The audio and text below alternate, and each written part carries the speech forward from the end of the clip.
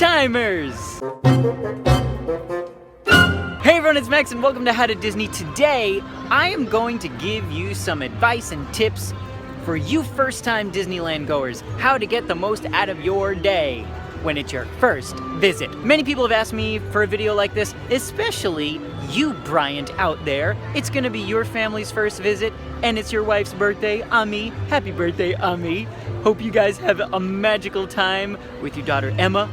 You guys are my patrons on Patreon. Thank you so much for your support. So today, I'm gonna take you on a little tour and let you guys and everyone out there know how to maximize your time and make the most of your first visit to Disneyland. My first piece of advice is to get here early. Get here before the park opens. You will be able to go on so many rides in the morning. It is when the park is least crowded and you can hit up so many attractions between like 8 and noon. You will not believe it. Get here early. My next piece of advice is the first thing you should do when you get into a park is get a FASTPASS. Now, what attraction should you get a FASTPASS for? Depends on if you got a park hopper ticket. So if you got a park hopper, that means you're going to California Adventure and you're going to Disneyland. So it just sort of depends. If you are going to California Adventure, get a FASTPASS for Radiator Springs Racers. They always fill up very, very quickly. It'll be the first thing to go throughout the day. If you can't get a FASTPASS for that, I suggest single rider that ride if you don't mind splitting up from your friends and family. If you're going to Disneyland, then you should get a FASTPASS for Space Mountain. That's what I always do. That's what I recommend because that will fill up really quickly. So that's gonna be my plan for the day. Head into Disneyland and go get a FASTPASS for Space Mountain. When you do get into Disneyland, as you're going through the turnstiles, make sure you grab a guide map and this, which is all the information for your day at Disneyland, such as show times for parades, fireworks, where to meet characters. All of that is in here. So make sure you pick up a copy of these, and also, it's a nice little souvenir. So as I said, I'm gonna head straight to Space Mountain and get a FASTPASS. Now, Town Square, when you enter, is a wonderful place to meet the characters. They're always out over here. You can see behind me there's Pluto. Mickey and Minnie are always back there. So this is a really great place to meet the characters. So Space Mountain, of course, is in Tomorrowland. So if you head straight down Main Street and you bear to the right, that's where it is. So come on with me as we go to Space Mountain. Here I am at Space Mountain. The FASTPASS for Space Mountain is all the way inside up the ramps. Let me take you in there. There's two lines. One is for your standby time and the other is your FASTPASS distribution. You're gonna wanna get in the FASTPASS distribution line. If you don't know how to use FASTPASS, you can go check out the video I made about how to use the FASTPASS. But it's really very simple. You go in this little line, you put your park ticket in, you get your FASTPASS, and then it tells you to come back between a certain time.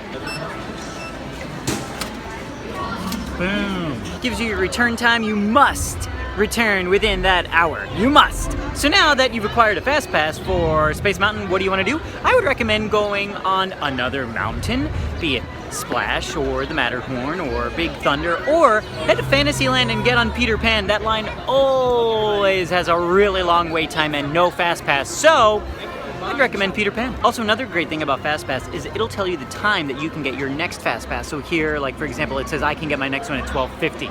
So make sure you keep that in your head too and get it right after 12:50. So like I was saying, the Matterhorn would be a good place to go wait for your next attraction.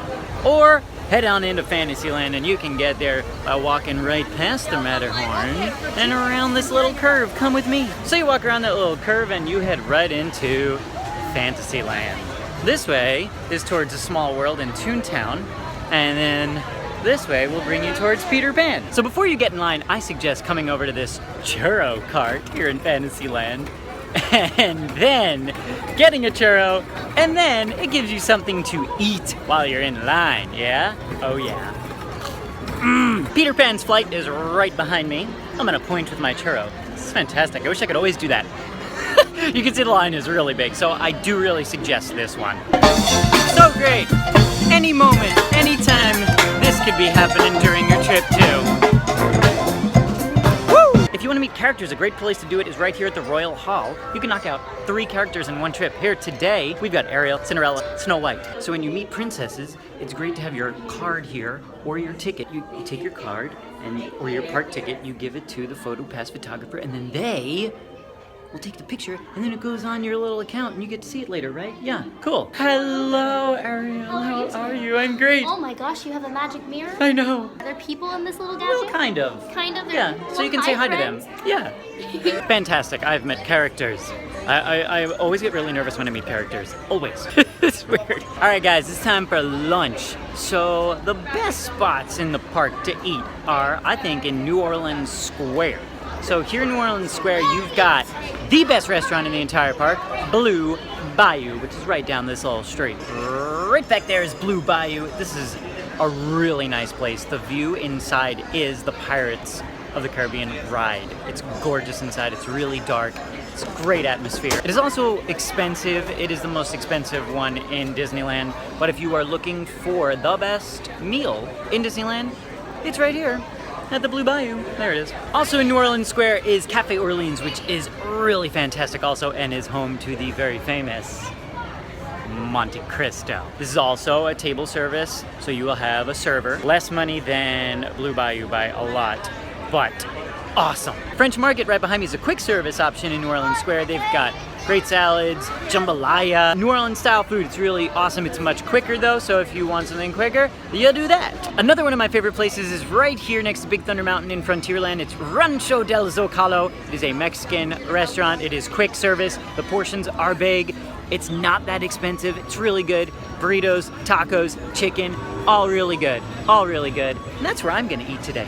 So here's a family that recognized me, and they've like planned their trips around me sometimes. They've been to Disneyland so many times. But for all you first timers out there, you have any recommendations for a first time at Disney? Dole Whips. Dole Whips. Tigger tails.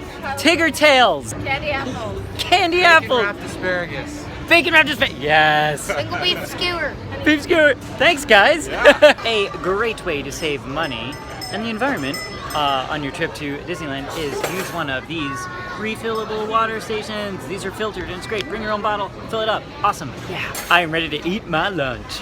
Doesn't that look good? Trio of street tacos. I forgot to tell you guys about the fried chicken here at the Plaza Inn. That's another amazing meal. I did a whole video just about the amazing fried chicken, so you can go check that out. So hopefully you followed my advice and got a fast pass before lunch, so that now after lunch you can head to whatever ride you just got that fast pass for. Huh? Yeah, pretty good, right? And then you go get another fast pass. Keep getting fast passes throughout the day. Now, I think it's time to go get a Dole Whip. Here is your Dole Whip line. It is right outside the Enchanted Tiki Room. And Dole Whips are wonderful. You can wait in that line, or you can come inside the waiting area for the Tiki Room and wait in this line. And this line is usually shorter. Insider tip, inside information. Don't tell anyone. And while you're here, go see the Tiki Room show, because it's a classic. In the Tiki Room, in the Tiki Room. Another thing you guys should do on your first trip to Disneyland is go to the amazing Small World.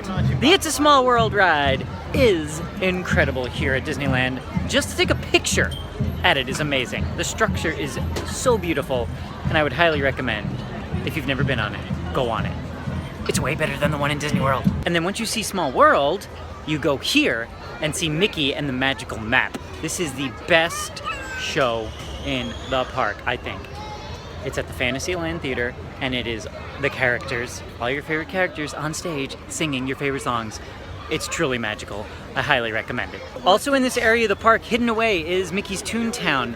I highly recommend this area if you have kids. You can also visit all of the characters at their houses. Mickey, Minnie, Donald, Goofy. You can visit them at their houses. It's really, really cool. Just be aware that Toontown does close early. It really is such a cute area of the park. If you do have kids, it's a fantastic place to take them. There's also so many things to do in here, activity-wise, to play around for the kids. It's really great. If you want to hear more about Toontown, I did a whole series of videos just on this specific area, so you could always go check that out. And another thing you have to do on your first visit is get buttons like all of these girls did for their first visit. How cool! Are you having a magical first visit? Yes. However, Sleeping Beauty's Castle, I recommend it. They have them here at City Hall. They also have them at kiosks in California Adventure and at Chamber of Commerce in California Adventure. Just go up and ask, say, hey, it's my first time here. I need a button. And they will give you a free button. That is some Disney magic. Also, Disney magic is that sun. Oh, that looks good. Look at that sun. If you want ice cream in Disneyland, come here, Gibson Girl Ice Cream. Old-fashioned ice cream shop, waffle cones, sundaes. It's the best. I like to hit this up actually on my way out. Let me get to talking about nighttime shows. Now, this is really up to you. So you make your own schedule based on what you want to see. If you want to see a parade, if you want to see fireworks, be prepared to get here on Main Street about an hour or two before, claim your spot for a parade or fireworks. Maybe you want to see the fireworks in front of the castle. Get there early so you can see the fireworks with the view that you want. It's really up to you. Now, if you're in California Adventure and you want to do World of Color, you go get a FASTPASS for it earlier in the day because you are sectioned off by zone. So when you get your FASTPASS, it'll say you're gonna be in the blue zone, and that's where you stand for World of Color. If you wanna see nighttime shows, you gotta plan accordingly. If you don't wanna see nighttime shows, it's a great time to ride rides. Everyone will be waiting right before the nighttime shows, the parades. Check when those are, and if you don't wanna see the nighttime shows, get on some rides because the wait times will be less. And Fantasyland also closes for the nighttime shows and it reopens right after the fireworks. So maybe you want to hit up Peter Pan then or any other Fantasyland attraction then because you'll have no trouble getting it on. So like wait right outside Fantasyland and go on in. Inevitably during your day you will get tired and you will need a break. I recommend coming over here to the Main Street Cinema where you can watch old Disney cartoons. Just head on in here and you can watch old cartoons playing all throughout the day, and it's great.